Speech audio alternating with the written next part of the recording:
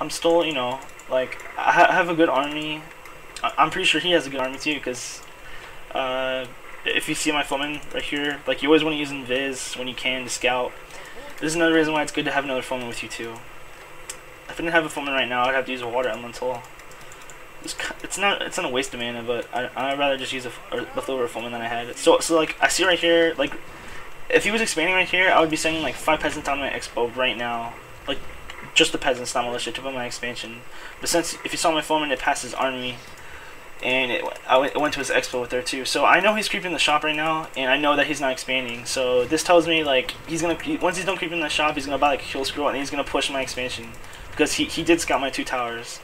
So I pretty much just timed this like really perfectly.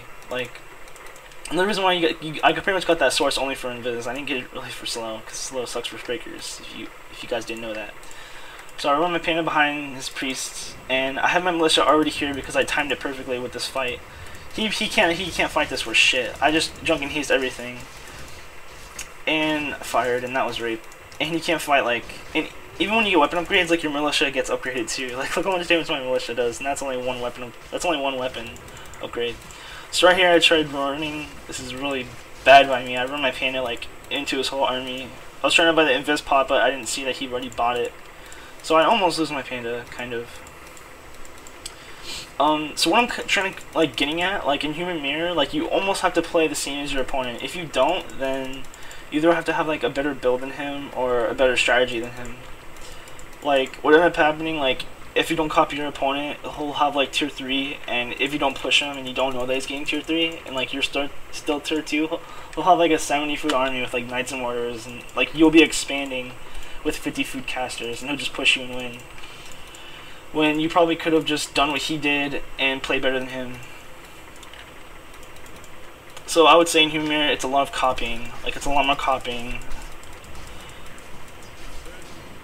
If you copy what your opponent does, it's just kind of better for you in the long run.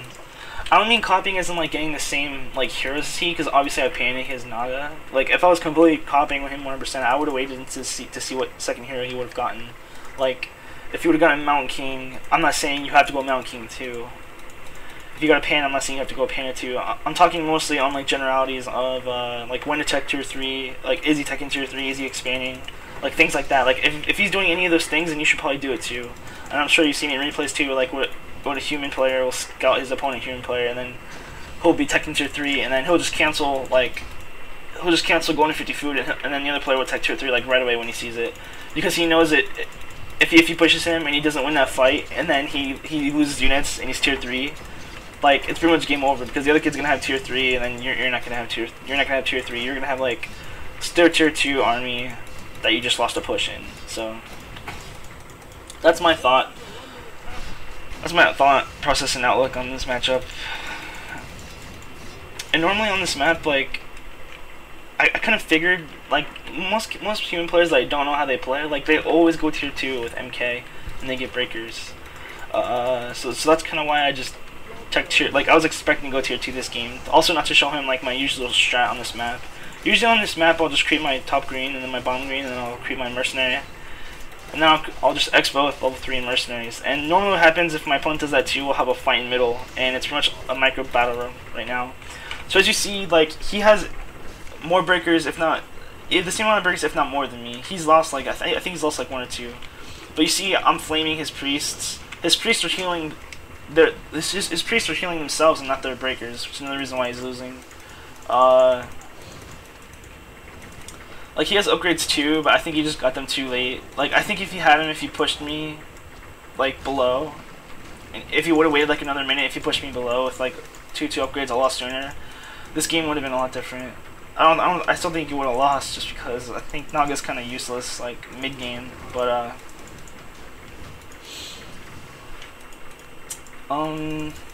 so once he loses one of his heroes, I mean it's like pretty much over. I have like the food advantage right now. I have map control. Like even if I lose this fight, even if I had a TP right here, I would just put up an expansion, camp it for a few minutes, and then I'd go and win. And why aren't I dispelling those waters? There you go. Dispelling a little late. It's all good though. He's a GG because he knows it's over.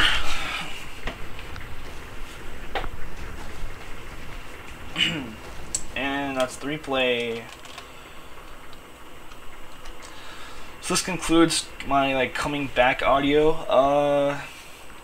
Like I said earlier today, I don't know if I mentioned this, but my next audio that I'm going to be doing for you guys is going to be like a human like primer audio. It's going to include like the first part I'm going to do. I might do a second part, but like I was working on it earlier today and I just realized like it's like 1 a.m. right now, and like doing one part, like doing like one section of this audio, like a quarter of this audio took me like an hour to do. To realize like what I was going to talk about and like actually play the replay, like play the games and make the replays for it.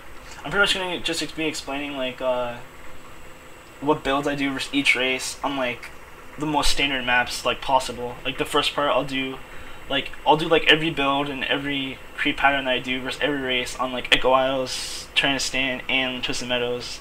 Because that's like the question I always get asked, like what build do you do versus this race? I always get asked that because human builds are like so advanced to where like if you fuck up on a build, then you can lose like 5 peasants early. Like it really is like that insane. Like if you get the build wrong, especially if you get the build wrong and your opponent has good position on you, and it's just not good. Like you'll be behind a footman, he's killing your peasants and shit. And so my next audio is gonna be like it's probably gonna be like an hour or two long, and it's gonna be huge.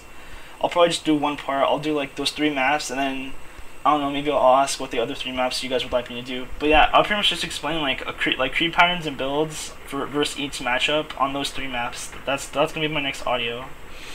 I worked on it a lot tonight. I'm gonna work on it over the next few days. But so this is like my first kind of coming back audio.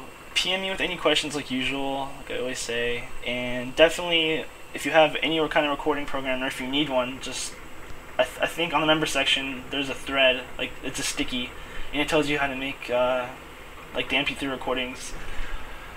I use Audacity just like most of the other audio commentators. It's like it's a free program and it's really easy. Like you just hit record and you talk in your mic, and it's pretty easy to edit too. It's very easy to add songs to it also. So if you want to be heard on the front page, make an intro for me and email it to me, or just PM me the link and I'll download it, and then before my next audio I'll listen to them all and then I'll pick my favorite one.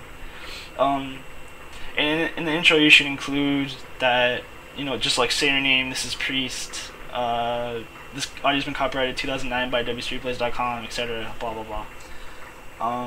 Alright, so this is Priest signing off. Peace, bitches.